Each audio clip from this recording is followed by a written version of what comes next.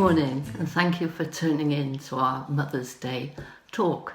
Our reading this morning is from the Gospel of St. John, and it's in chapter 19, begins verse 25.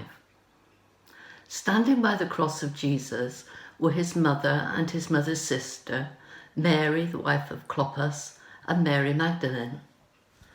When Jesus saw his mother and the disciple whom he loved standing nearby, he said to his mother, "Woman, behold your son." Then he said to the disciple, "Behold your mother." And from that hour, the disciple took her to his home. This is the Gospel of St. John. As you know, today is Mothering Sunday or Mother's Day. It's also the day in Lent when we're freed from our Lenten sacrifices, including fasting. So eat, drink and be merry, but remember, in moderation. This fourth Sunday of Lent has been a special day since the Church in the 4th century designated it a day to give thanks for Mary, the Mother of our Lord. By the Middle Ages, it had become a very popular festival. People visited their mother churches, walking with banners and singing as they made their way towards a Mass at their home church. At that time, it would have been known as Laetare Sunday. Laetare Jerusalem, rejoice Jerusalem, were the opening words of the Mass they went to celebrate. During the 1600s, wealthy households gave their young servants a day off to visit their family on this day. Often the children would bake a cake and gather flowers to take with them, much as young people do today.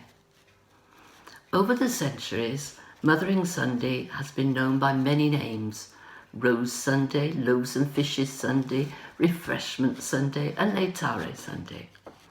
And now, since 1908, when Anna Jarvis wanted to celebrate the sacrifices that mothers make for their children, we have Mother's Day, which in a few years' time may well overtake the name Mothering Sunday. I know some people feel that undermines the meaning of Mothering Sunday, and in my early, more radical enthusiasm, I used to feel the same, as did Anna Jarvis as she tried to stop the commercialisation of her original idea. But the Church is much wiser than Anna or me, and has done what it always does when highly popular, not specifically Christian ideas take hold with people. The Church Christianises them. And I suspect if you come this afternoon, Reverend Martin will be doing just that. While making space for everyone to celebrate the person they know as Mum, he will be celebrating motherhood in a Christian context and reminding everyone that they're Mother the Church. Mothering Sunday has, and probably always will, evolve, but it has and will always be focused on maternal love, the special love bond between a female and a child, not necessarily a mother and a child, but a child and the person who cares and lovingly relates to that child in a motherly way. Although in various times we've focused on the different ways to express it, each way we express Mothering Sunday is a celebration of God's gift of mothering love. And rightly so. Knowing that we are loved or have been loved in a maternal way is a gift beyond price. All love is from God though, and he reaches out his love to us in many, many ways.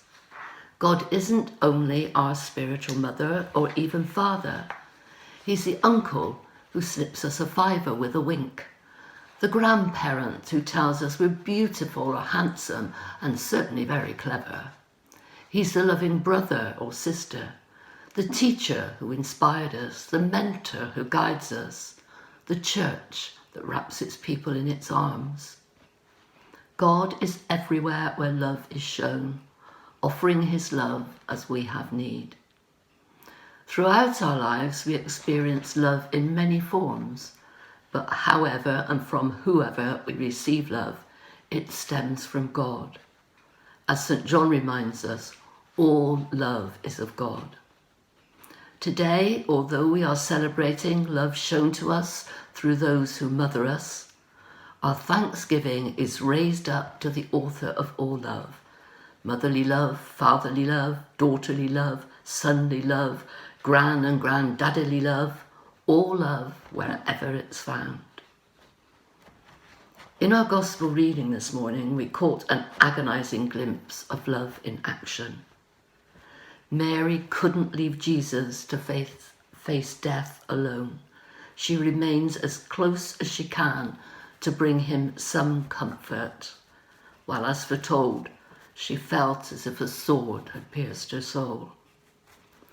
Jesus, although in agony, is anxious for his mother, and knowing that he can no longer care for her, entrusts her to John, the beloved and most faithful of all disciples.